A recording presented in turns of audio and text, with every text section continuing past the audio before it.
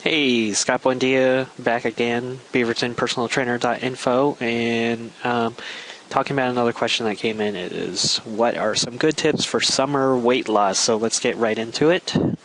So here are my best tips. If you're going to work out in the summer, then you better work out in the morning or evening to avoid the hot weather.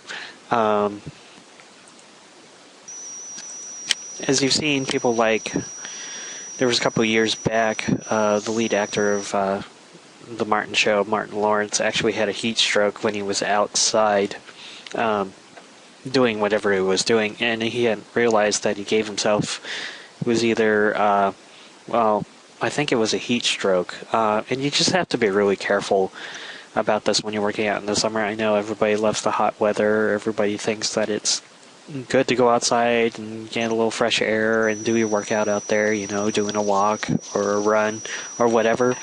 But you have to monitor your own body temperature and how you're feeling during it. And especially, you need to hydrate before you go outside. It's just a difficult situation to be in.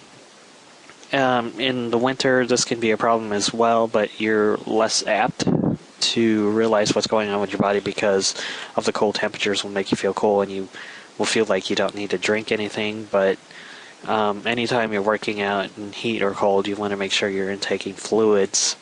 So working out in the morning or evening to avoid the heat is a good idea, especially if you're doing, an hour or two of work outside.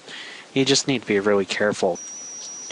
So another thing you want to do is you want to make sure that you keep hydrated. I kind of talked about this a little bit, either in cold weather or hot weather. Your hydration is going to affect your workout anyway. And if you're working out over 2 hours, you probably want to intake something like a Gatorade to make sure you replace the electrolytes. I had the same problem actually not too long ago, where if you're doing some crazy workouts where you're doing 10 miles, you're working out over, an hour or two, you need to make sure that you're replacing a lot of the minerals that are in your body, or else you're going to feel like trash. And that's exactly what happened to me, actually. I had a hard time finishing workouts because I do 10 miles, and then I would attempt to do a workout, and I'd just be wiped out. So getting the proper nutrition during, after, and before a workout is very important. And then keeping hydrated is one of those major things that you can do for yourself that will keep you in a good position to finish your workouts and get a good workout in.